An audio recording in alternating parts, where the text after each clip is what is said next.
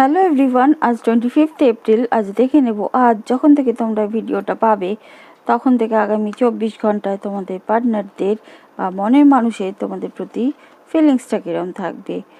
4 of pentacles, হ্যাঁ, তারা একটু ইনসিকিউরিটি বোধ তোমাদেরকে নিয়ে করতে পারে, বা তোমাদের একটা মানে নিজের সম্পত্তির মতো আগলিয়ে রাখার মানসিকতা দেখা যাচ্ছে আগামী 24 ঘন্টায় তোমাদের জন্য।